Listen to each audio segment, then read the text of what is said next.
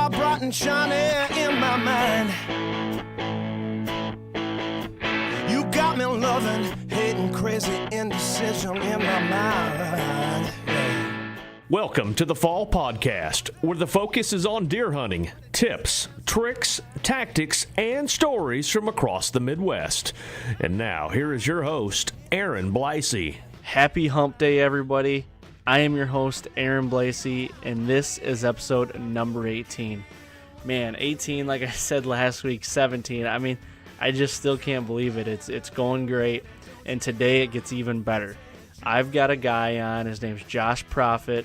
He is from Western Kentucky, and this guy he's awesome. He's a really cool dude. He's my age, and he's all about trad hunting. He hunts with a traditional bow, and we get into talking about public land. He's been hunting public land for the last 13 years and strictly public land. He's doing really well at it. He's last 4 years. I think he's killed really good bucks, Pope and Young, and bigger deer. And if you guys all could see the trail cam pictures he gets, it's unbelievable. He sends me pictures quite a bit of all the deer he's getting. It's pretty crazy. These deer are huge. He deploys anywhere from 70 to 80 cameras on one piece of land every year. It's crazy. We get into that.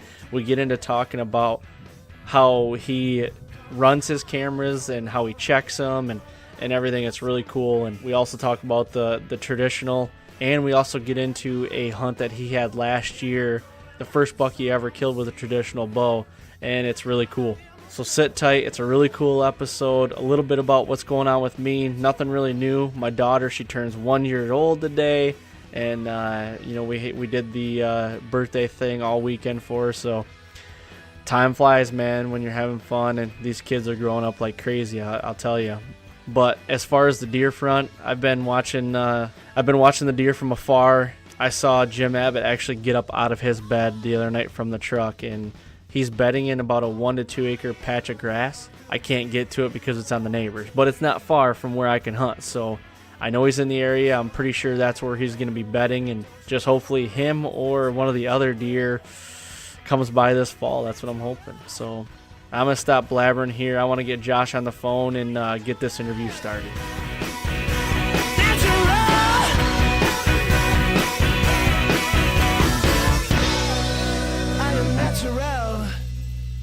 All right, everybody, here we are. I've got a good special guest on today. His name is Josh Profitt. Josh, how you doing, man? Man, I am great. Just had a couple buddies over. We were doing some shooting, and I'm sitting here sipping on a little Woodford and ready to talk big deer. There you go. Yeah, that's cool.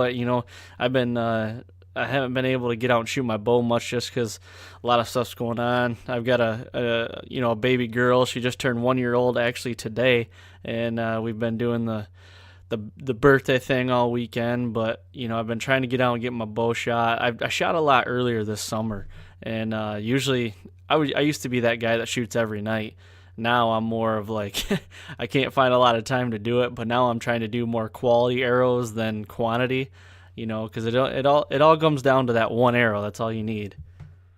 Yeah, I agree, man. I agree. You don't, and really, to be honest, man, when you shoot a compound, you can kind of knock the dust off of it and still be pretty good with it, kind of like riding a bike. Yeah, and that is true. I mean, I've been shooting for so long, and I used to shoot competitively when I was in high school and college a little bit, and in the winters, and so I've shot quite a bit, and I'm always trying to just keep getting a little better at it as I go and everything.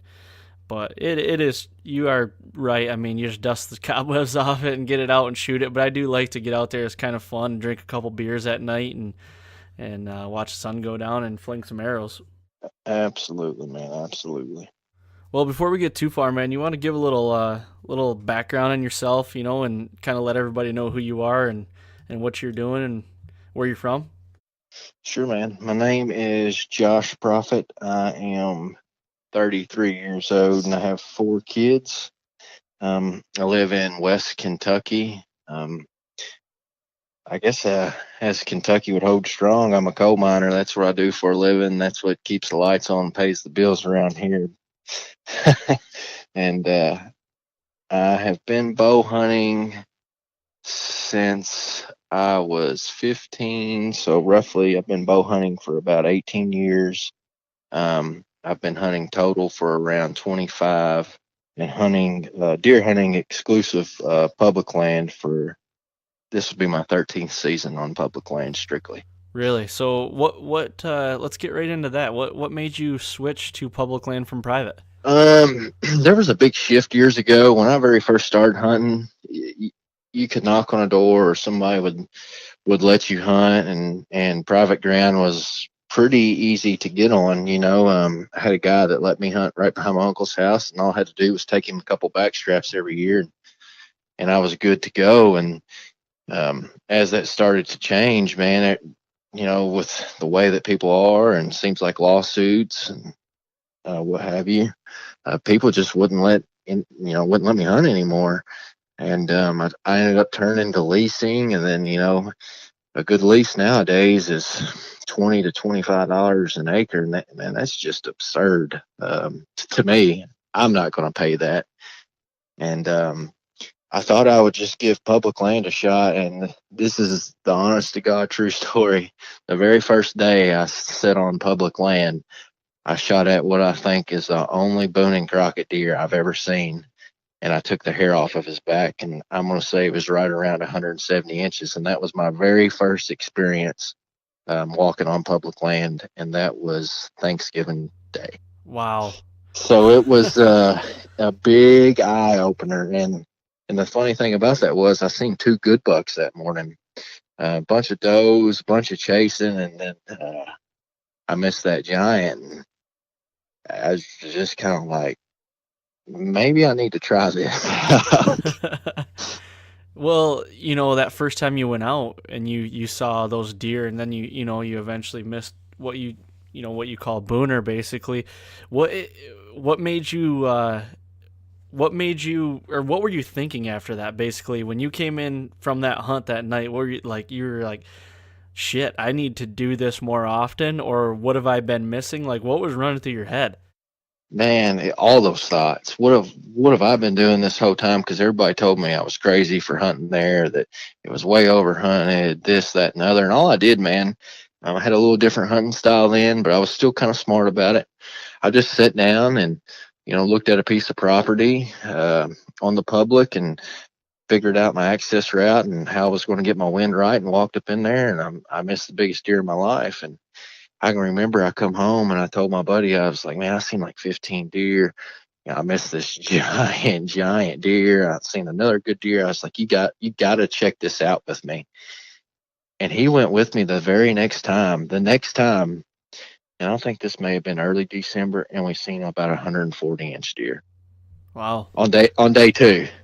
That's unbelievable, And man. rolling into late season, and I was just like, man, it forever changed the way I looked at public land. It forever changed the way I thought about what people told me as far as public hunting. And public land really, really, really has major advantages over disadvantages. So, me growing up, I've never had to hunt public land just because I've always had private land in my family.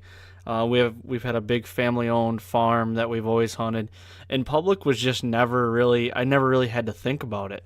I really don't even know how the public lands are around us. You hear that they get very heavily pressured hunting, and I'm in Michigan, so it's just a pressured state in general. But I have been kicking around the idea this year of trying to get onto some public land. But the thing is, I don't even know where the heck to start. And that's why I wanted to get a hold of, guys like you and that have been doing it, and just pick your brain, and just, I've got a piece of ground close to me. It's like 4,000 continuous acres of public land. But man, it is like all timber, and I have no idea where to even start. It's like, do you just go and try to find some sort of pinch or funnel and just set up in it, then kind of move accordingly? Like, I have no idea. So that's the biggest reason why I wanted to get you on today. But hey, we can start right there too. I mean, kind of give me what you're looking at when you are going into a new public piece, like what's the first thing you're doing? Well, number one, I like larger tract areas that generally has some human activity on it, as far as like hiking trails, horseback riding. I think that those type of properties that where the deer see human activity year round, I really think that they get more immune to it than places that do not have the human activity. Um, so I start with that first, and then I will hardly hunt a small track, and sometimes that may hurt me, but I like the larger tracks. And when I say by that, it's like 5,000 acres or bigger, just because generally it holds a lot more hunting pressure. And nowadays public lands kind of become the trend and cool, and that's what all you read about is public land. So I've seen the influx of hunting pressure. So I definitely stick with the big one, and that with the bigger piece. And then the final thing, one of the most important things, is the access. It has got to have the right amount of access. The least access, the better. Um, I'm not real big on something that's got a bunch of access points all around it, just because hunters can come in from so many different directions. So that's pretty much where I start at. So when you're looking for the access points, so let's say you've never even been on the piece and you're looking at the map, how many access points is a lot? Do you have a number set value to it, or, are you just looking at, how are you breaking that down? I like to get on Onyx or like Hunt Stand, and what I do is I will look at that all the access points. I will know where they are, and I will measure them from up above. You know, this one's a mile from this one. This one's a mile from that one. The further that you can get them apart, the better, because that stacks your odds better for yourself. Because the worst case scenario is, and this has happened to me a bunch in my early days, is, the secret. Everybody used to tell you the secret to public land's going deep. So, you get up, you beat everybody up, you beat everybody out there. You dive in, you literally spend an hour walking a mile and a half in the dark. You go to get your stand set up, and you see a flashlight coming down the ridge in front of you, and you're like, how in the world did this happen to me? I've got up at 2 o'clock. I've drove an hour here. I know there's probably some listeners that's like, oh yeah, that was me. Well, what you didn't know, from your north or whatever direction, there was another parking lot, and the guy's doing the same thing. He's thinking he's got to get deep. And now here both of you are in the early wee hours of the morning, hunting right beside each other on the same ridge, because you didn't know your access and you both tried to go too deep. Yep.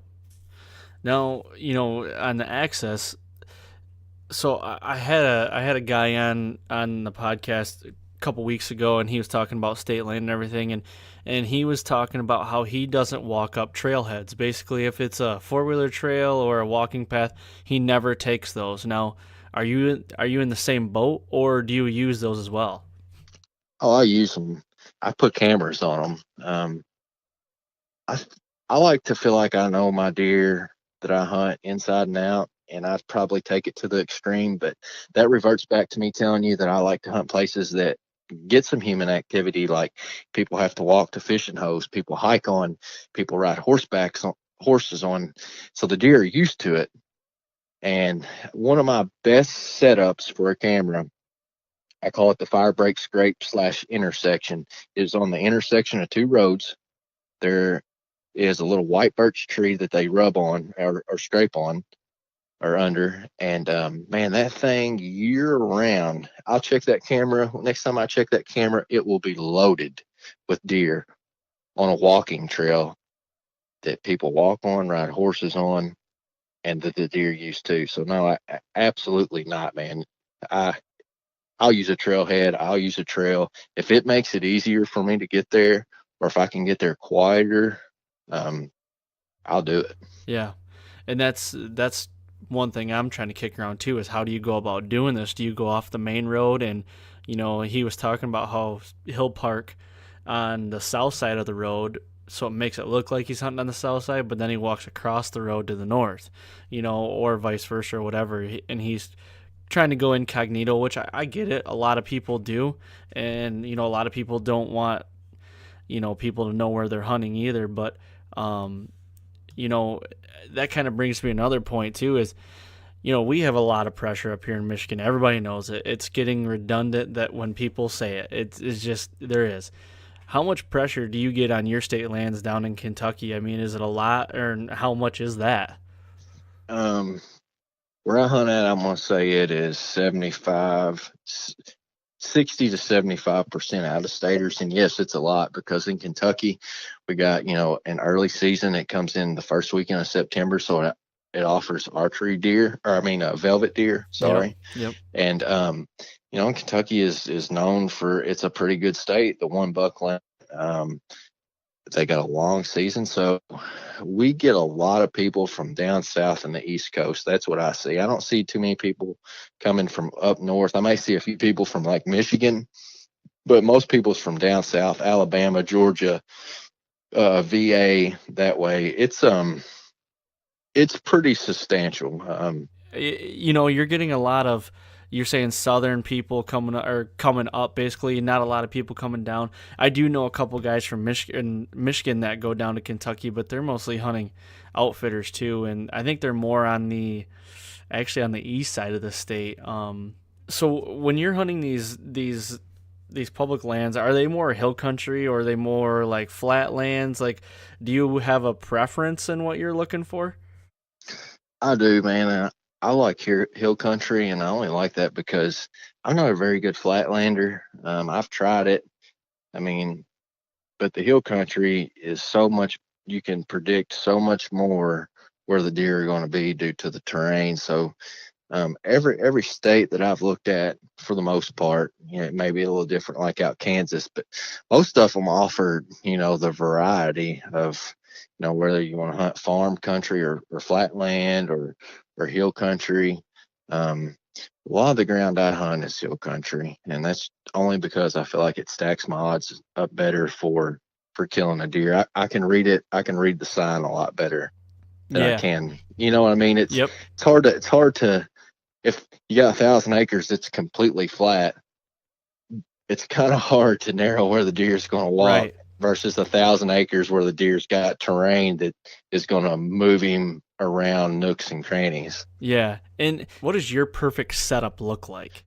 Well, I'll just go where the deer are. It doesn't matter how much the hunting pressure is or how bad people or how many people talk bad about the property. I go where the deer are, but I like a good piece of property that is at least 5,000 acres that does have some sloughs on it, does have some farm country on it, and a lot of hills. Because it takes three things to make a big deer, and that's age, genetic, and nutrition. And we all know that if the deer got the nutrition, just bottom line is they just have better racks and they're healthier deer. So I like the hill country that's got that has the ag field mixed in.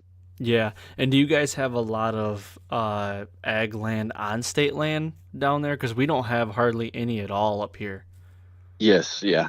A lot of the WMAs here, they will, depends on which one. Some places take better care than others, but they all plant food plots. They all leave standing crops, whether it be grain or just for forage.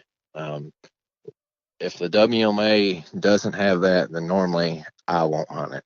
Okay, and that's kind of crazy to me anyway, because I grew up with the state land around here that I don't think farmers can farm state land around here, and even if they can, I don't know any state land around me that you can farm. It's just all timber, just straight timber, like that 4,000 acres I was telling you about.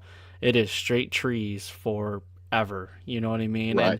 And that's why I've been looking at aerials on this thing for the last month and a half, and I'm just trying to pick out edges. I haven't had time to go walk it yet. I need to go walk it and kind of look, but now I'm kind of getting down to crunch time and I don't really have much time to do it, so I don't know if I'm gonna be able to do it or not. But I'm looking for an edge from, or some type of funnel or something that people might be overlooking, and I've narrowed down about 4 or 5 different spots that if if I really want to like go and do it this year during season, then I will. I'm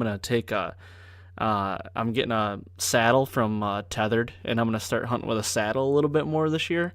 I used to hunt with a saddle back about 8 years ago or so, and I'm gonna kind of get back more into it and get a little more mobile, especially on state land, even on private a little bit too. There's areas I want to get into and just kind of go hunt and have that first time in kind of feel, and just kind of see what's in the area really. Right. Yeah. I mean, I completely understand that.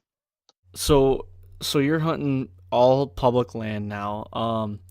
And didn't you say you are hunting Indiana as well?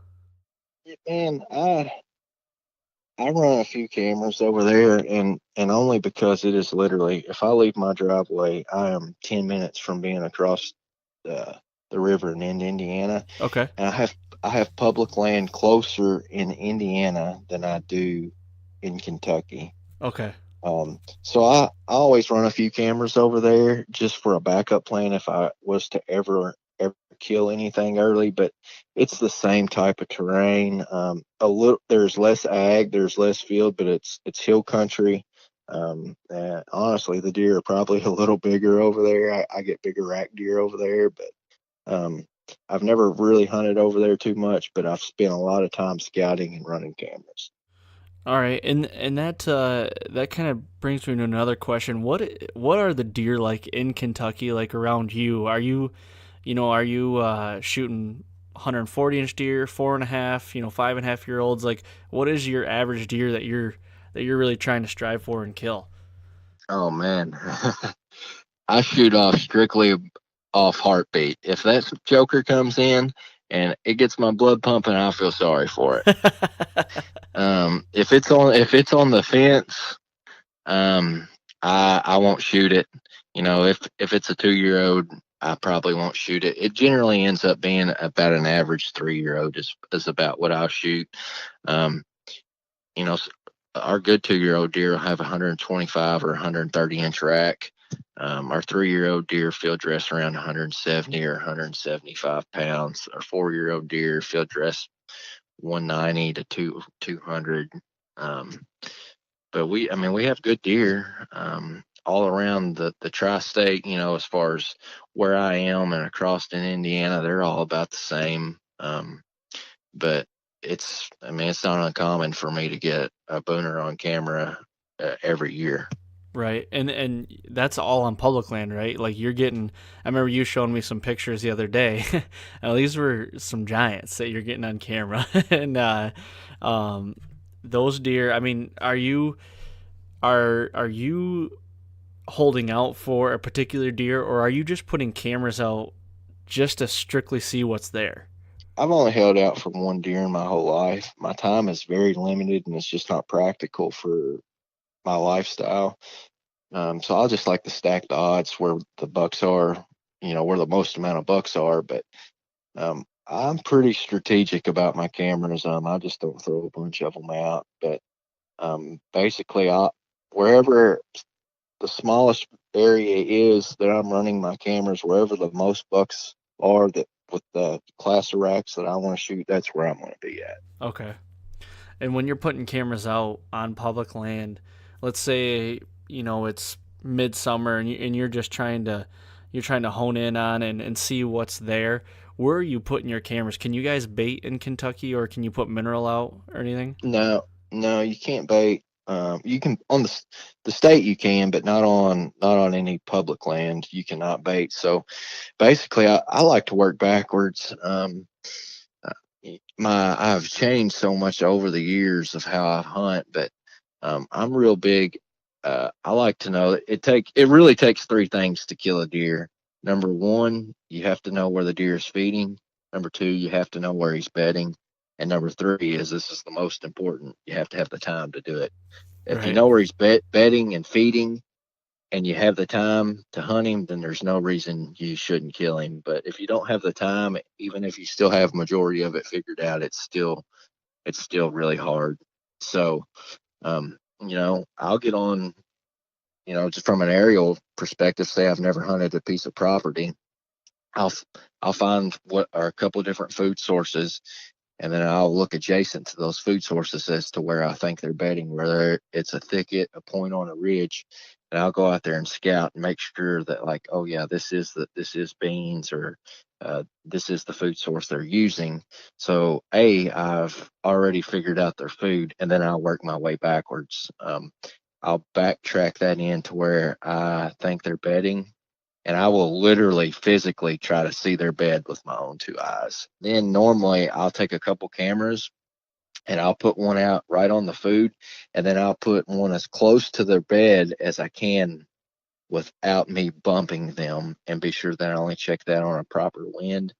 And then that just confirms everything for me. Like, I have a deer opening day. I'm not going to say I have him pegged down, but I got him on bed to feed. My cameras have confirmed it.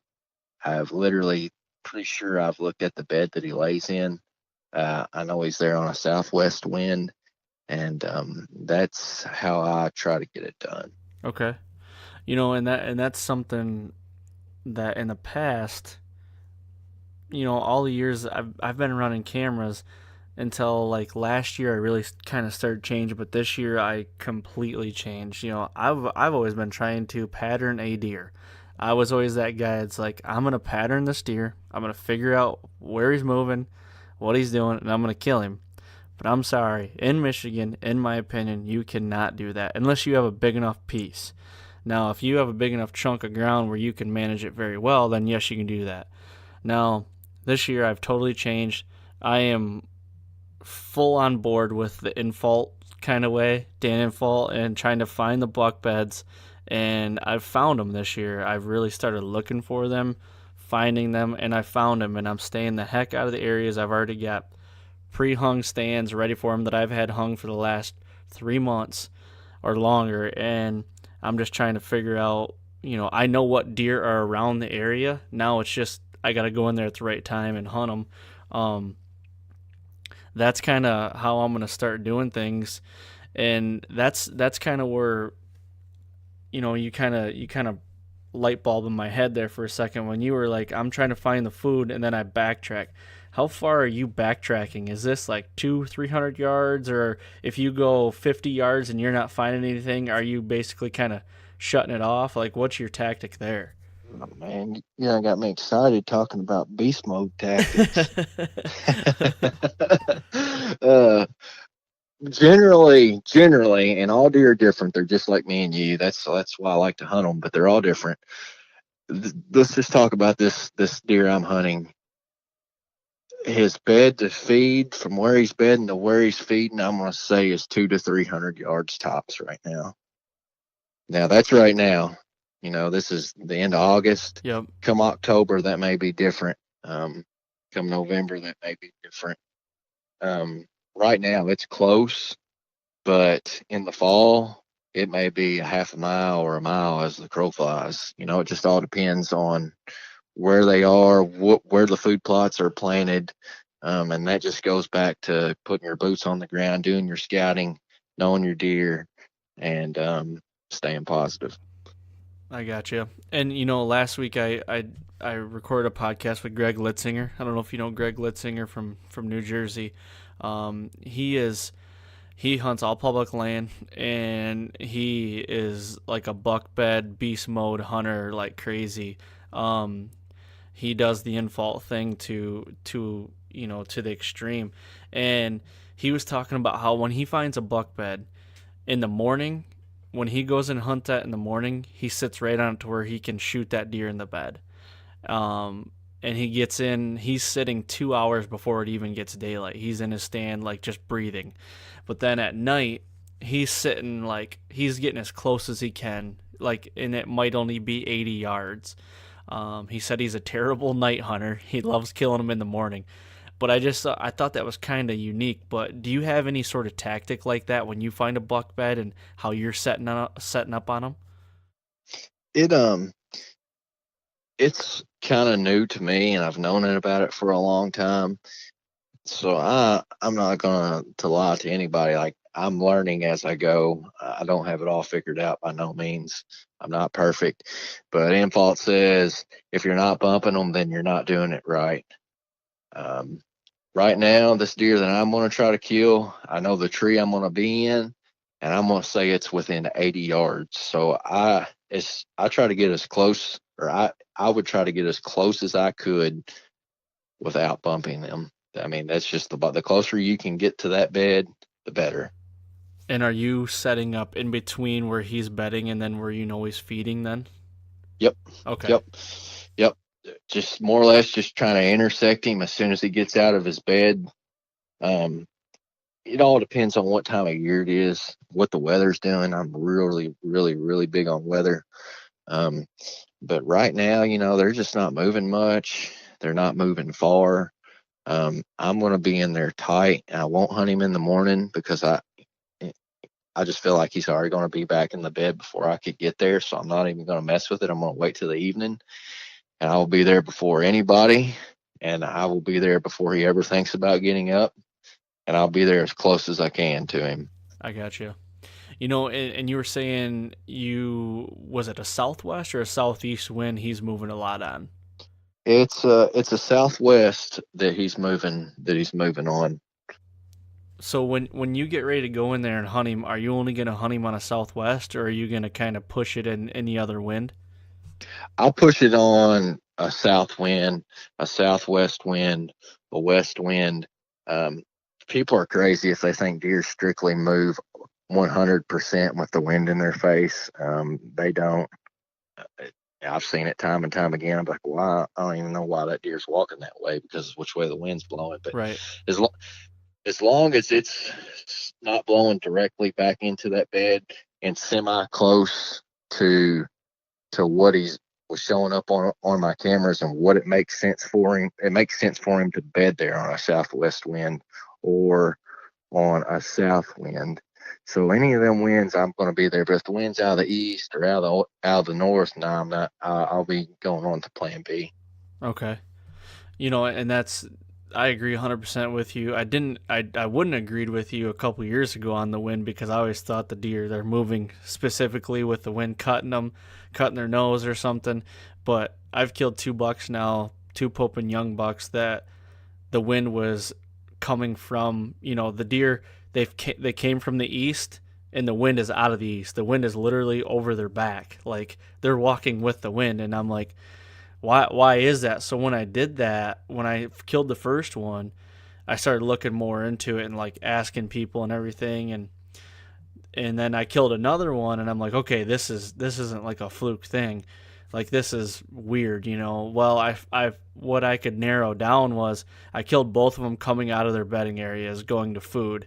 And what I could narrow down was they were more in a comfortable position when the people say they're more comfortable when the wind's to their back. They've never been really spooked in that area. That's like they really feel safe doing that. I don't know if there's any truth to that, but what it tells me is you can throw that wind right out of the freaking spectrum and just, if you're thinking that this deer's only coming in on a south wind, not you personally, but anybody, is like, I don't know. Deer to me are just like humans. Some humans are very habitual, and deer are habitual animals, I believe. But I don't feel like a deer is just gonna start, moving every day in a southwest wind, getting out of his bed. Now he's gonna go into his bed on a certain wind to make sure there's no danger in there, I feel like. But I agree with you, man.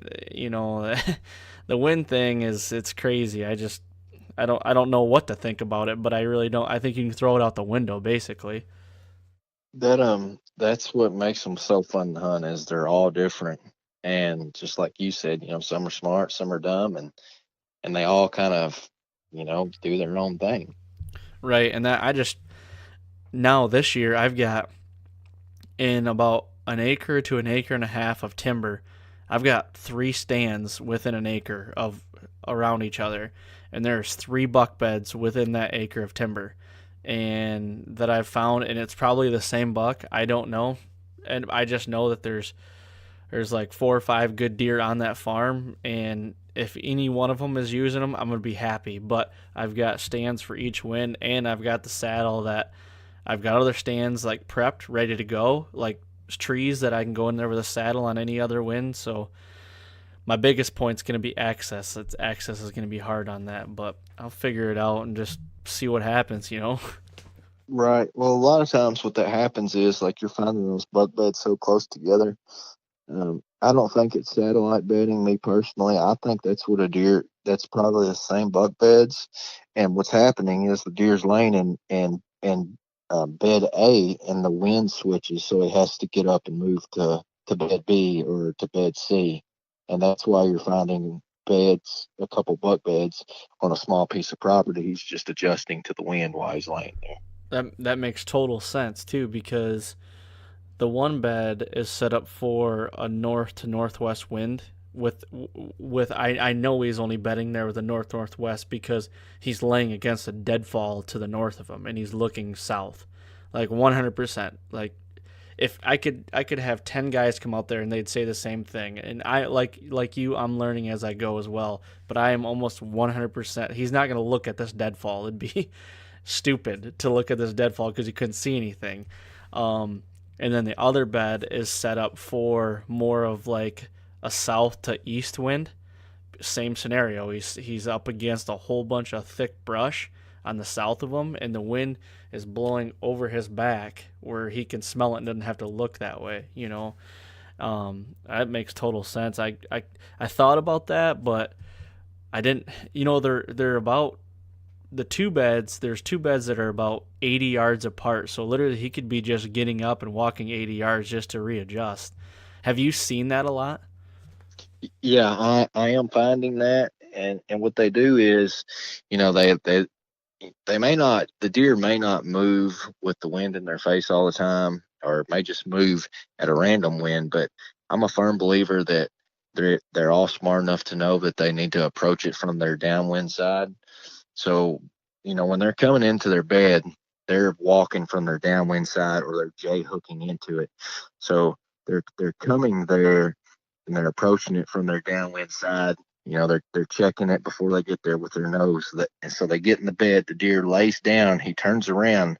So literally the wind is hitting the deer in the back. So he feels safe that anything behind him, he can smell him.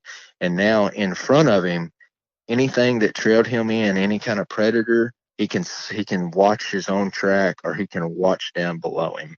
And if the wind changes, I think he just J hooks or hits downwind and he doesn't go very far. He just gets that wind back in his back and to where he feels comfortable, and that's where he sits. And have you came across anything, with those two beds or any beds that you've seen? But I'm trying to think, like, is it one buck using that bed, or because I've got 4 or 5 deer on that farm that are 3.5 to 4.5 years old.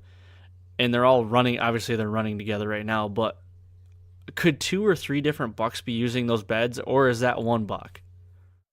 I'm going to say that's one deer, because if the wind's right for that bed, then he is probably going to be there. And if he's mature, then he's not going to let some other mature buck, bed in there. So basically, the most mature deer is going to bed on that point. Now, if you find one a little ways away that that could be a satellite buck that's just bedding outside of him, and that he allows that. But I don't think that he's going to allow another deer. If it's not right now this time of season, I don't think it's going to be any kind of other deer. I think it's going to be a mature buck, the dominant buck, and that's where he's going to be until he's dead. And once he's dead, of course, some of them think the same. Another buck may move right into that bed. Yeah. But until he's gone or bumped on or moved out, I'm going to say that that's where he's going to be, and it'll only be him. And have you seen that at all? Like, where you've killed a buck and you knew where he was bedding. Have you seen a new buck come in there within, a couple days, or how long does it take? And, is that a thing basically? I don't know. Honestly, I can't speak for that. And I've always wanted to, and I may even do it. Wait till the right wind. I've always wanted to put a camera on a bed up high, out of their view, because I have so many cameras I could do it, Mm-hmm. and just not check it all season. Literally, just leave it out till till the deer drops his rack. Go in there and get the camera, and then really see what was going on. But to answer that question, I don't know. Yeah, and that's what you hear a lot of people say. Even Dan Infalt says it as well, that those bucks will once they die, another buck will move in. You know I I want to believe it because the guy, I mean, he's got a hell of a track record, so he knows what he's talking Right. about. But I kind of want to see it for firsthand, and who knows, this year maybe I'll get that chance. I don't know. Now, and that's not to say that the deer's bedded there 3 or 4 years, and the deer's now 6 or 7 years old, and a 3 or 4 year old buck comes in there and runs him off. I'd say that's very possible. A younger, more ambitious buck comes in there and just literally bumps him out of the area. Yeah, and that's I've got a pretty unique situation. It's literally only 1 acre of timber, and it's got ag fields all around it. But to the east, it's pretty. There's ag fields to the east, but it's like all warm season grasses and kind of thicker stuff. So there's like a basically a spine of autumn olive and thick wood or thick little popple shoots and stuff like that come off of that 1 acre that goes to the neighbors. And I feel like there's probably a lot of bedding in there, and I think there's probably another buck that probably beds in there. But on that 1 acre, I found three buck beds, which like you make a lot of sense saying that's one buck probably with different winds, and it makes sense. He's probably gonna rule the roost right there, and hopefully I'll be able to catch up with him this year. Yeah, I would put my money on it that that's the same deer. And if you were to find a bed, maybe 300 or 400 yards away, I may rule that out and say that's a satellite buck. But if you're finding three or four, or 2 or 3 beds on an acre, that small of a piece of land, I'm going to say that's him getting up, just adjusting to the wind. Yeah, that makes a lot of sense. And you were talking about cameras, and off record, you and I were talking more and more about it, and you run a lot of cameras, don't you? Oh yeah, yeah, yeah. Explain how many cameras you run and how you do run them. Um, my goal is to have 50. Right now, I am setting at around 30. By October, I will have 40. As a group, between me and the couple buddies that I hunt with, this year we run about 80. Wow. Yeah, How do you it's keep track of them all? it's pretty next level.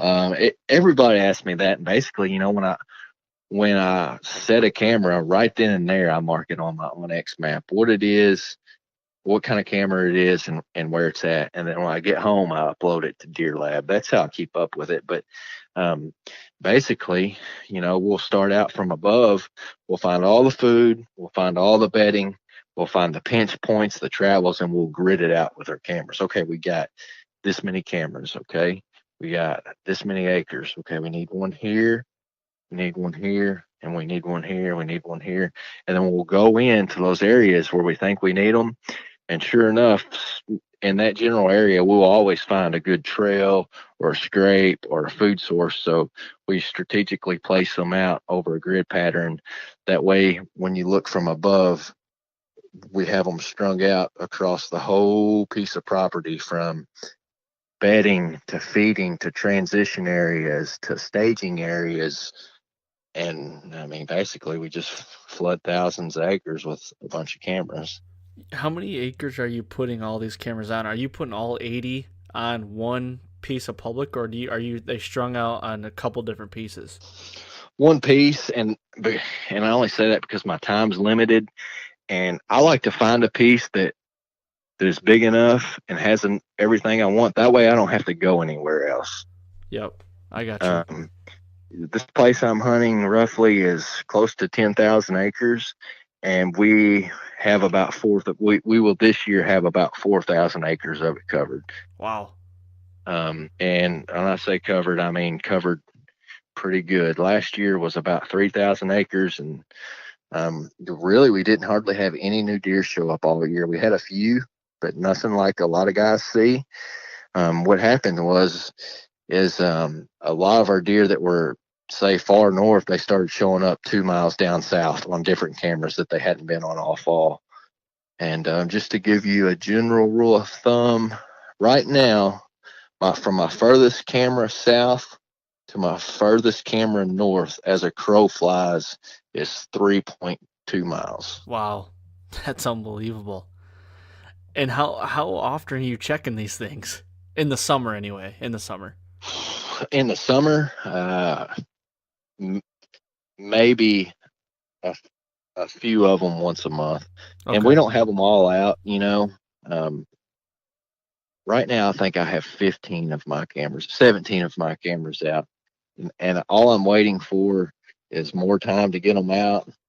I can only, my time's so limited. I only have 4 days a month to hunt, scout, and do everything I need to do.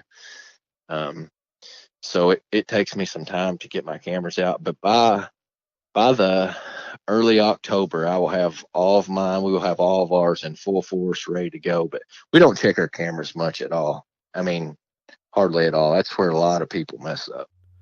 Yeah, and I'm starting to realize that the last couple of years too, because the cameras I use them. I mean, it was a crutch basically. Like I relied way too much on them, And I was telling you before, I film for a living, outdoor television, and out in these other out of state places, like you can get away with putting cameras and checking them every day. Like you can, I've seen it, we've done it, and killed big deer. In Michigan, you can't get away with it. Like when you go in and check that camera, that is another piece of scent that you laid down. Like, and deer just know the cameras around here. So this year I've been really putting them at a far, just trying to get deer. So now my philosophy in Michigan, at least, is I have two reasons why I run cameras. One is just to know the deer are there.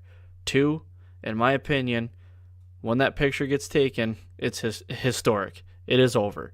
It is telling me next year what I need to do and where that deer or another deer, how they move. Like when that picture gets taken, you can write it right off. In my opinion, it never even really happened, to be honest with you. So it's hard for me to come over that because you're always trying to pattern a deer. You know what I mean? Oh yeah, and that's one reason why I don't use cell cameras, because just like you said, it's in the past. It's past tense. Yep. That's what I base all my cameras off of. It's past tense. It's already happened. There's no need for Josh Profitt to have a cell phone camera. Yep. I'm the same way, man. And it gets expensive. Yeah, and the batteries don't last. Just to be honest with you, the batteries would go dead before I would probably ever even check it. Yeah. Running lithiums. Yep. But yeah, man, I couldn't agree with you, man. A trail camera, I don't care if it's been a day or 2 weeks or what time of the year it is. It's past tense. It's already happened. And the best thing that you can do with that is chalk that up, know the deer's in the area, and use that the next year. Yep. And that's kind of where I'm at for it. Like, if I get a picture on November 6th or somewhere in that time frame, and I've got four mature that I feel like are 3.5 to 4.5 year old deer coming through an area, well then next year, let's see if it happens again. Whether it's the same deer or if they're, 3.5 or 4.5 year old deer again. And if you start getting a pattern around that same time, then that's when, I'm kind of done hunting individual deer. Now I do name my deer because I am on private land, and I do get deer through for 2 to 3 years, and that's the best way I can be. Like, instead of saying, oh, that's the big 8, and then I got another big 8 over there, and then it's like that's the big 7. I like to name them. But yeah, so that's where I'm at with it. I just need to know that they're there basically. And then and it gets my wife, she likes to bow hunt too, and she hates cameras because she's like, you see them all summer on camera, and then you go hunting and you never see them, and it's just like a downer. So It's the chess game. And man, to touch on what you're talking about, man, people really, when they get a picture of a buck, I'm going to say 85% of the people of them, that's where it ends is, oh man, I got a picture of a good buck, or oh, that's a good picture, or oh, that was November 6th. man, there's so much to learn by a trail camera picture. I mean, the intel that you can get out of cameras is crazy, and nobody utilizes it the way that they should. Like I run all of my cameras on Deer Lab, and if you really pay attention to where they are, what the weather's doing, and what time of year it is, it it can be lethal. And it's so much more, it's so much more than just getting a picture. It's so much more technical, and you can learn so much by putting the work into the actual picture versus just looking at it and say, "Oh man, that's a good buck." What explain a little more on that? What do you look for technical things when you get a picture of a good deer? Well, the first thing I do is I'll get home and so I got 15 cards to check. That's about as most as I ever have to check. It's normally not even that many, just because I can't cover that much ground in a day by my foot. But let's say I get home, I'll put camera number one in. I will start a folder for card number one. All the big bucks I will put in that folder. I'll move on to the next one. I'll make another folder. After I go through all of my pictures, I will then get on Deer Lab. And I don't know if y'all know what Deer Lab is, or for your listeners. Basically, it's an internet software that correlates your pictures to weather patterns. And I'll upload it to Deer Lab by my cameras and by the folders. And the history that you start to get off that, and the information you get off that is crazy, because it breaks everything down and for you for pie graphs and percentages, as far as what way the winds move, the the deer come through on what wind, what the moon was, what the temperature was, and so forth. So say I've been hunting this big daddy rabbit for 3 years. Okay. I got 3 years worth of history. I click on Deer Lab. I have everything laid out for me. Every camera he's ever been on that I have, it gives me a better percentage of when he was there, what wind he was there. And man, that's how I go about it. I put a big emphasis on it because I can't hunt much. Right. Um, and I will strongly say that there's way too much technology in the woods today. There really is, and it's sad. It takes away from a lot of woodsmanship, but I do love to run my trail cameras because I can only go out there every 2 weeks, and so much changes. So much can change in a day. Oh And, yeah. every 2 weeks is a long time. And so I like running the cameras, and they help me, and I put a lot of value into not just the picture, but the weather behind it. I got you. Okay. That makes a lot of sense. And I have looked into that Deer Lab stuff before. I've never done it, but I feel like I've never really had enough trail cams to feel like I could justify it, I guess. Um, Right. I don't know how many, I mean, I don't really know how many cameras would be not enough cameras, or if you could just, obviously, you got to have multiple cameras, but, is 4 or 5 cameras enough? And, For sure. Sure, they got different packages, man, and it keeps everything so organized, and it's all saved to a cloud. And as long as you pay your yearly membership, it's very affordable. It's a vital tool that I don't know personally know that anybody that uses it other than myself, and it's something that I'll use the rest of my life. We pay $408 a season. We split that 4 ways, so every year I spend $100 on it, and the information I gain out of it is crazy. Right now I have 3 years worth of camera pictures for individual deers on which wind they're coming down, which ridge, and from A to Z. As long as I have the time to get in there, man, I am confident because of my trail camera strategy that I could kill the deer. yeah, that's crazy. That's pretty cool, though, how it breaks it down and gives you graphs and percentages. I'd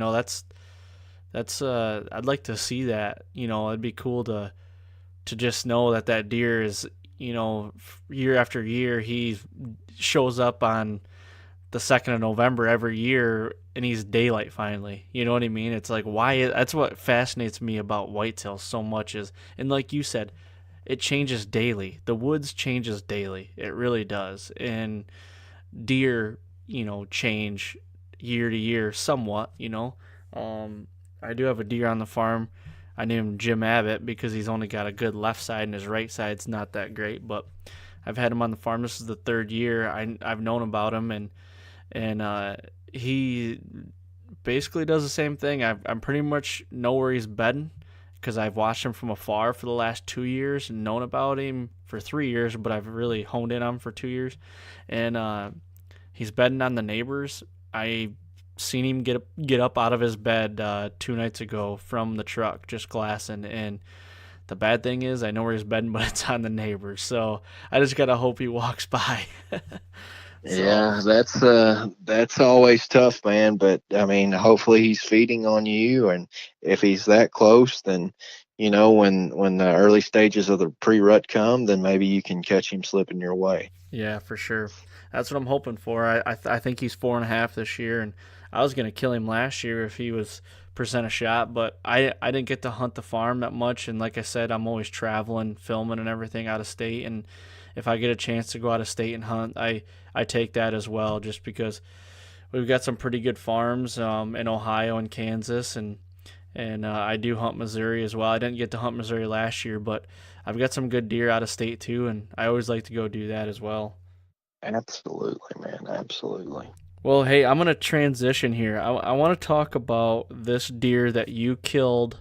I think it was last year, right? The narrow deer scored Yep. mid 130s with your Yep. with your traditional archery gear. I want to get into this deer. Did you have any previous history with this deer at all? No, man, I didn't. Actually, I couldn't tell you where he come from. He didn't come from off the public because I would have known him. And basically, man, that I can tell you a story on that. When you hunt this public ground, you got to stay positive, and it doesn't matter how many people you run into or how many people you see, or if you have a camera stolen, man, you got to stay positive because the deer are there. I've never not been on a piece of public ground that didn't have multiple shooters. So you got to stay positive. I mean, even if you're hunting private ground, just stay positive because positive vibes go a long way. But I was actually, it's a weird story. I was trying to kill a certain deer last year, and I know we just went over that, and I said that I didn't do it, but I had a scenario that was very rare. I had a very big deer, a Boone Crockett caliber deer. I'd had prior year history with him. I had seen him in person a couple of times.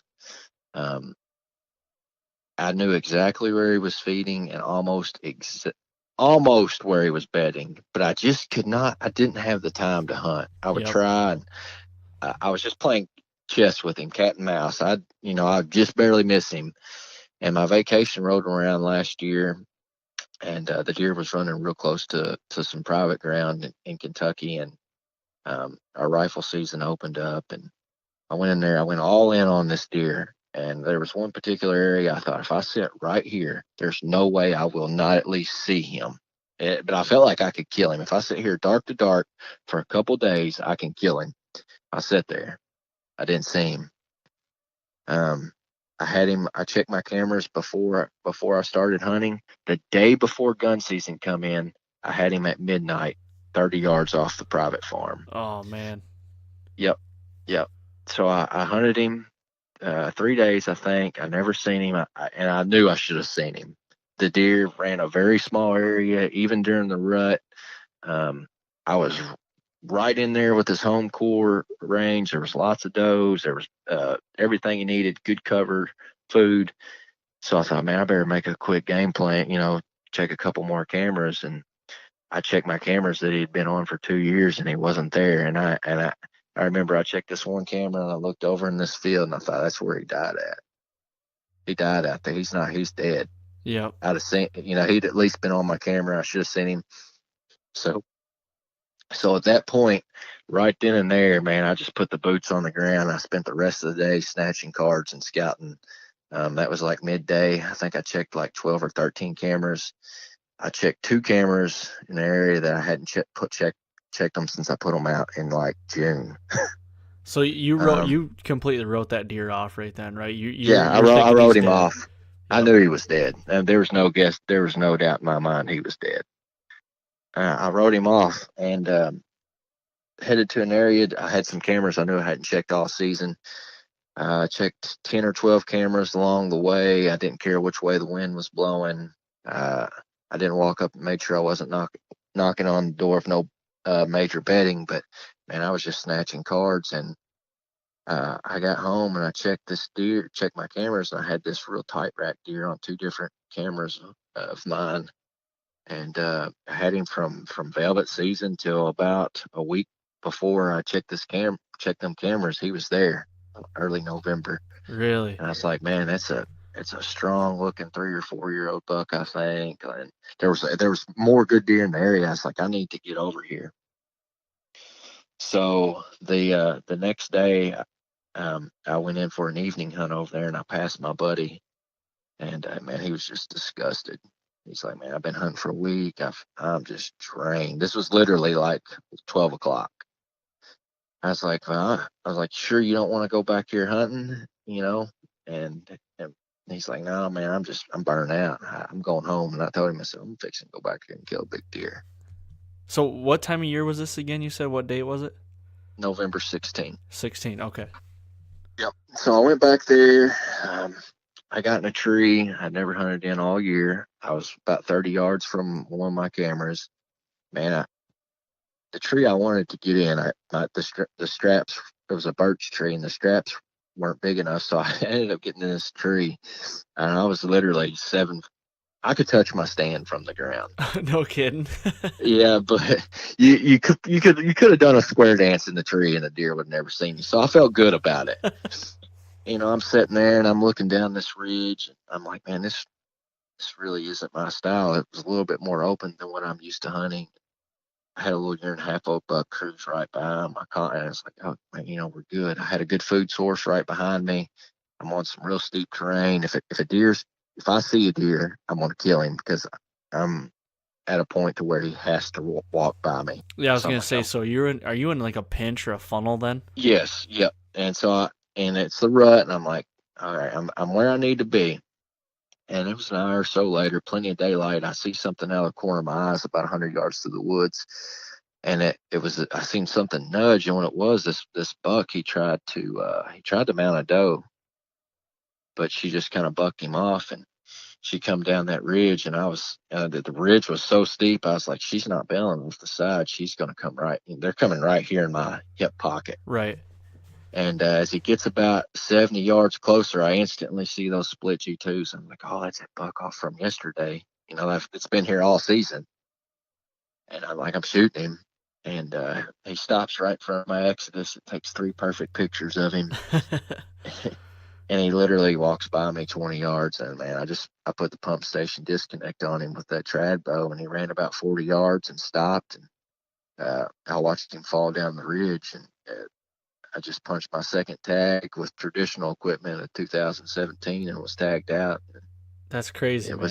It was crazy, but just for the simple fact that, earlier that year, everybody was making fun of me for making the switch to trad and telling me I was going to wound so many deer. And I'd shot at 2 deer and killed 2 deer and tagged out. And at the bottom of the ridge was a 134-inch deer that was only 12 inches wide on public land. And, it might as well have been a 200-inch deer. That's awesome, man. So, you switched to trad last year. Was your first year to trad then? Yep. Okay. My first year. Because, I had this wild hair that I was like, this was 2 years ago. I'm like, I want to get a trad bow. I want to get a good trad bow. I wasn't going to completely go away from my compound. It'd just be hard to do that. But I was like, I'm going to spend the money, get into trad, and start doing it, because that's something I've always wanted to do and never really made the push. I literally went to the pro shop, our local pro shop, picked out the bow, everything, had it on the counter, and my boss, Kiefer, walks in, and he's like, hey, we didn't even know we were going to be there, basically. I left work, and he came like behind me, and I never even knew. He's like, what are you doing? And I go, well, I'm gonna buy a trad bow. And he goes, you're gonna what? And I said, I'm gonna give this trad thing a try. And he goes, get the hell out of here. You're not gonna do that. And I go, yeah, it's something I really want to do. In about 20 minutes, he talked me out of it. I still haven't made the jump, and it's something I don't know if he's ever really kicked around the idea of doing it or whatever, but he kept saying, he's like, that deer's going to come out about 30 yards and you're not going to be able to shoot him out there. You know that, right? And he just kept, if you knew Casey, that he just kind of prods at me a little bit and just gives me crap, but I'm like, gosh, I eventually want to get into it and do it. I've shot a lot of trad bows. My dad's got an old Bear Kodiak that he's had for a long time, and I mess around with that, but I can't. That bow is so old, and I feel like trad in a way, and correct me if I'm wrong, but like I feel like you got to spend some money to get the better equipment, and it'll help in the process of learning and excelling at it. Is that somewhat true? Yeah, I mean, anything in life, you get what you pay for. So I've always been the kind of guy that if I wanted something, I got it, even if I had to save up for it. But yeah, I mean, you cannot put a price on quality. Yeah. $1,000 bow is bottom hands down going to shoot with or better than a $200 or $300 bow, whether it's a trad bow or a compound. Yep. So it might be something that I just work towards in the future, but right now, and it's not just because he talked me out of it, but it's just one of those things, like now that I got a kid, and I just don't have a lot of time to do much of anything. So I'm trying to, pick my battles and do things more efficiently. And honestly, this year, before, when I run cameras, we've been talking a lot about cameras. When I run cameras, I'm in there checking them all the time, like I said before. Now I'm running cameras, I don't check them hardly at all because I'm so busy with my little girl or doing something else that it's like you kind of almost forget about them, and it's like, I got 15 minutes now and I haven't checked it in a month. I'm going to go back there and check it. You know what I mean? And it actually has shown that it's me not being in there and stinking the place up has worked. I mean, these deer, and it's all summer, and everything, but these deer are still daylight. I don't have hardly any night pictures of them. They're still moving the way they should be moving, and I'm excited about it. So the light bulb's starting to slowly turn on. That's right. Well, man, you just got to get after it. First thing you do is you got to stop making up excuses and come up with solutions. Yep. And then number two is you take that bow down to your pro shop and you sell it. And you buy you a trad bow, because that's what I did. And now all you got is this stick and string. So if you want to kill and you want to be successful, this is it. Man, that's so how hard. I looked at it. And then everybody like your boss. You just let that be fuel for the fire for when they say that you can't do it. Because I'm going to tell you what, if a deer comes out to 30 yards from me with that trad bow, I feel sorry for him, because he's probably going to end up in the back of that little red Nissan out there. I just need to go do it. It won't happen this year. I'm already behind the game, but I'm telling you what, man, it would be hard for me to go sell my compound. I love the thing. Yeah, everybody said that to me, but I'm going to tell you something about trad. Hunters need to stick with hunters. I see way too many hunters bashing hunters, so we got PETA for bashing each other. Yep. We need to stick together, but something about trad hunting is different, and it is so much more honorable. Yeah. It really is. It's not really a pride thing or to make you think you're a badass. It's just it's honorable. You're right there when you're like, hunters are bashing hunters, like, for shooting crossbows and everything, and only being gun hunters. I've been a culprit of it. It's like, man, why are you shooting a crossbow when you're 25 years old and you're fully capable of shooting a compound or a traditional archery? But it's like, yeah, well, if that's what they want to do, they can do that. Our hunting community is so small in the grand scheme of things, and if that's their cup of tea, that's their cup of tea. It's not for me, but, teach their own, I guess. And, The compound thing, it's definitely for me. I love it, and I just don't want people to not say they do, but like traditional hunters saying, well, shooting a compound's cheating. Well, we could say that about a lot of things. I mean, shooting a gun would be Right. cheating. You know what I mean? Like, you're always going to find something about what everybody else or somebody else is doing and find something wrong with it. Yep, I agree, man. But when you have that bow made and you pick out the wood and you know that it is handcrafted and built with some soul behind it, and you get that thing and it is literally 5 times lighter than any compound that you have ever felt in your life, and it feels like a piece of popcorn in your hand. Man, there's just something about it. It just makes it it's so beautiful when you sit back and look at it and you're like, man, this guy made this bow with his hands for me. Yep. I picked this wood out, and now I'm going to go kill with it. What kind of bow do you have? I have 2 bows. I have a Hoyt Buffalo, and it's a pretty good bow. But I just recently had a Assassin made by Big Stick Archery. Bob Smith made it. It is a 60-inch bow at 55 pounds, or it's a 60-inch bow, 28-inch at 55 pounds, and man, it is beautiful, and it is fast, and it is so smooth, man. It feels like I got a piece of popcorn in my hand. I got you. Now, for someone just getting into it and hasn't shot a lot of trad, what do you recommending that they try? You need to shoot one. You need to shoot one and make sure it's something that you want to do. Because there's 2 ways to shoot trad. You either shoot instinctive or you gap shoot.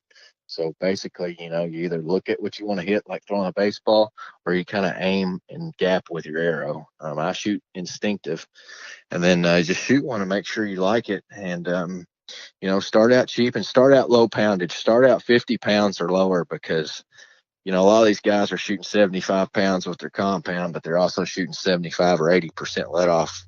Right. When you pull a 50-pound bow back and you got to hold it and there's 0 let off, it's the game changer. Yeah. So, start out low on your pounds, make sure you like it, and, just buy you a little starter bow. They will all kill. You can buy better bows, but you can't climb Mount Everest in a day. So, Right. you just kind of work your way up to what you thought. And that's what I did. I started out, I bought a good bow, and I bought a better bow. I was only able to do that because I sold my compound, but a season later, I got what I really want. Yep, I got you. Now you're talking about shooting instinctive or gap shooting. You shoot instinctive.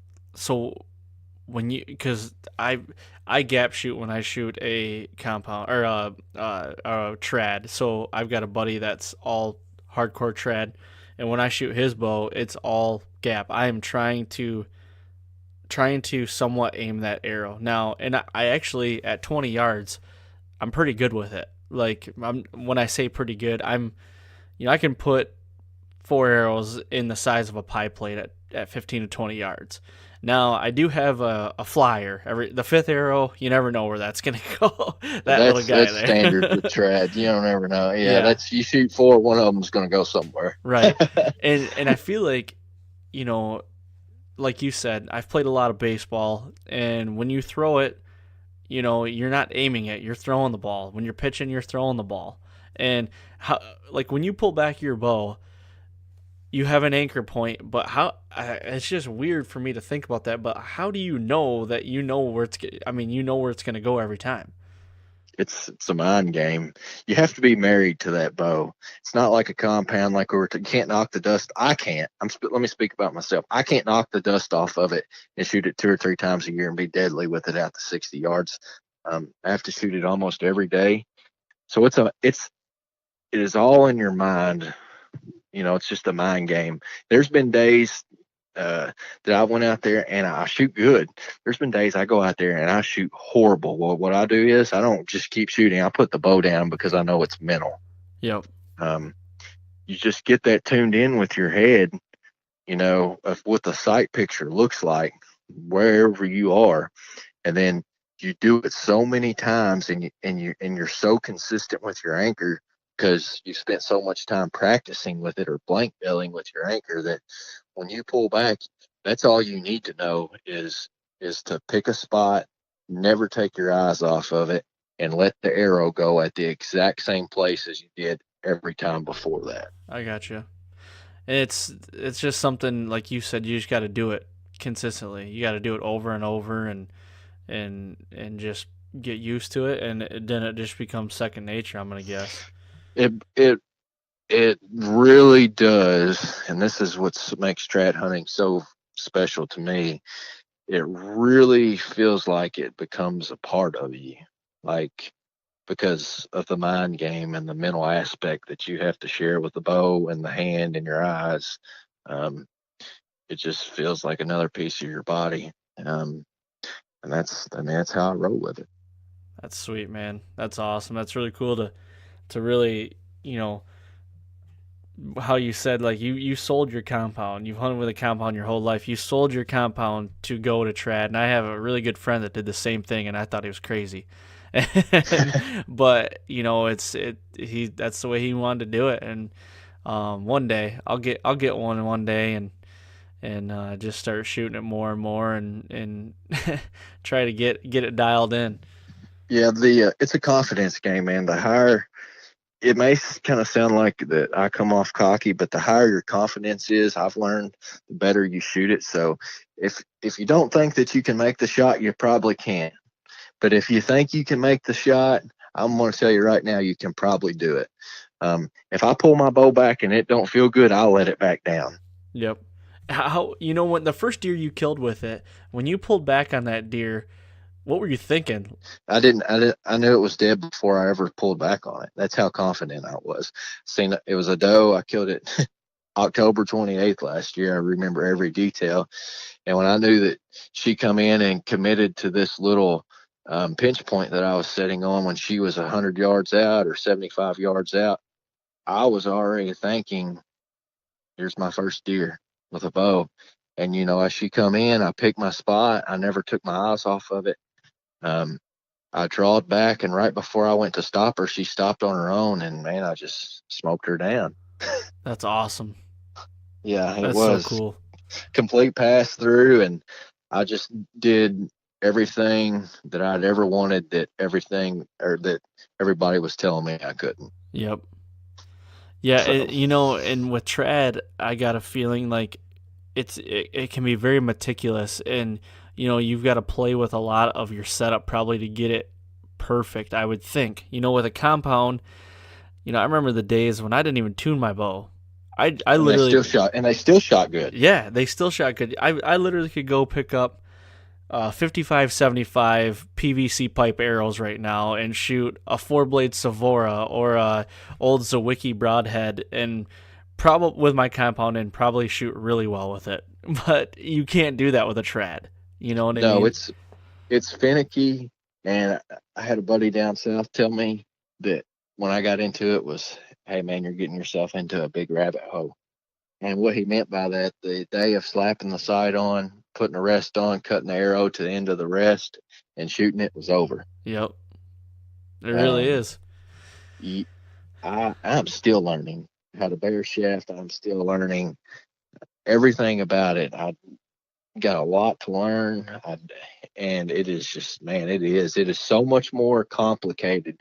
Everybody says, well, it's as complicated as you make it. There's a lot more to it than shooting a compound. I mean, there just is. You can't just get a trad bow, put an arrow on there, cut it off to the end of the riser. It's not going to shoot good. There's, if your arrow's hitting left, you got to know what to do with your brace height or what spine to shoot or your FOC. There's just so much that goes into it. Yep. Man, that's a whole nother podcast. I really want to, I'd like to get you back on too and talk about just trad and pick your brain on that, because I do have a trad bow. Like I said, my dad's got one, and I actually think I have it right here. I think it's right behind me. I got it at my house right now. But the thing is, I don't know if the arrows I have for it are the right arrows, or you know what I mean? Like, I feel like it's probably the perfect bow to learn on and to know if you really want to do it and actually find out if you're good at it with that. But I need to figure out if the arrows are right for it, or what else you can do. I should probably start looking into it. I'm your guy. I could definitely get you fixed up shooting with it for Sure, cheap. man. For Yeah, cheap. definitely. And I've already got the bow, and it's got a brand new string on it. Just got it restrung, so I just need to get the right spined arrows for it. And are you shooting vanes, or do you shoot feathers? I shoot 4-inch feathers. Last year I shot 5-inch feathers. And there's all different kinds of guys. I don't know if you know who Matt Davis is, but he Nope. shoots a he's crazy, man. I mean, he's shooting. Obviously, you're going to get more control out of bigger fletchings or bigger feathers, and I think you get better control out of feathers versus vanes. That's why I shoot them. But a perfectly tuned arrow should shoot the same, whether it's raw shaft, bare shaft, or has feathers on it. And there's people in the trad industry that shoot 2-fletch, not 3, 2-fletch, 2-inch vanes. Really? Yes, because they got their arrows dialed in that much to their bow. That's crazy. Like I said, I shoot 4-inch feathers. I shot 5 last year. I dropped it down to 4. That way I could hopefully get a little better speed, and a little less noise out of my arrows, because those feathers are loud when they're flying through the air. But man, they look good and they fly good. Hey, if you look good, you play good. Yeah, you can take a pretty untuned arrow and throw some 4 or 5-inch feathers on it, and it's gonna fly pretty good. That's cool. Well, cool, man. Hey, we're getting up here in an hour and a half, and you're definitely gonna come on again here, maybe this fall. But I want to talk trad for sure, and talk a little more about it. You're gonna be returned. I say that to all my guests because I'm gonna get them all back on. I don't care. I love all the guys that I've talked to, and I love talking deer hunting, and hopefully you got another good story on a good buck that you killed this year. Hopefully, man. I got some trad buddies coming in this year, and we're a week away from season, and I got a feeling by the next time that me and you talk that I will have my hands on a couple of good bucks dragging them out. So I'm excited. That's awesome, man. I hope you do too. And let's do this again here, maybe next couple weeks or something like that after your guys' season starting here. And you're going to be hunting here do you hunt the opener, do you? Oh, yeah. As soon as I can get in there, I'm going. Well, maybe we'll do one here right before I leave on Dropped. We go on Dropped. I'm going to be gone basically the whole month of September. But maybe when I get back around the 1st of October or something like that, we'll jump back on here, and I want to get a little update. I kind of want to find out, I'd like to interview guys from all over and kind of see what the deer movement and the rut is around them, and see, get someone from the south, someone from the north, someone from the Midwest and the east and everything, and just kind of compare and contrast and see, do it a couple times throughout the fall, and just to see where everybody's at, really. Sure, man. Yeah, I'd appreciate it, man. I'm glad you had me on. I had fun. I feel like we missed a lot of things, but every podcast I've ever done, I feel like I've only scratched the surface. So yeah, well, let's get farther into it next time for sure. Okay, man. I greatly appreciate it. Yeah, thanks for coming on, Josh. I appreciate it too. All right, thanks, buddy. And there you have it, another great episode. Josh Profitt, thank you very much for coming on and talking. Every time I do these podcasts and talk to these guys, I feel like I have a new hunting buddy. And a lot of these guys that I've never even met before, after we do the podcast, we still text, we still call, we talk to each other. Just the other day, Caleb Byers and I, we were talking about the deer he's got on camera this year, and boy, he's got some doozies, I'll tell you. And Josh is just another one of those guys. He's really down to earth, and I was talking about wanting to get him back on the podcast. We already got it in the books. We're going to be doing it here in October after hunting season gets going, and he's got some big deer he's going after, and hopefully he can knock another one down with some traditional equipment. And like I said, I kind of want to do a rut roundup or something like that, and just kind of see what all the deer are doing in different parts of the world, and just kind of do it real time, record it one day and get it up the next, just just do it real quick and, shorter episodes, 20 to 30 minutes, and just get in and out, and just little bites of information that everybody can hopefully put in their back pocket and take, and just kind of see where the rut or the deer movement is in that area. As I'm sitting here just now, the power went out. We've got a really bad storm. And the lights literally just went out and they come back on. So, but thank you everybody for the support. Please go to iTunes, leave a 5-star rating, and leave a review. And I love the feedback, like I say every week. And don't forget, next Wednesday we got an all new episode on the Fall Podcast. Thanks, guys.